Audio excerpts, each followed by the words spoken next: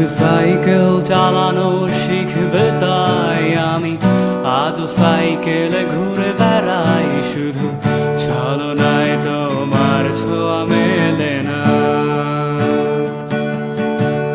তুমি কবিতাগুলো পড়বে তাই আমি আজও রাত জেগে ছন্দ সাজাই, রাত শেষে শুধু ভোর ফিরে আসে না। আমি তোমাকে বুঝিয়ে দেবই তাই ব্যাগে আজও রাখি ফিজিক্স বই, শুধু তুমি নেই তাই বইটা খুলি না। তুমি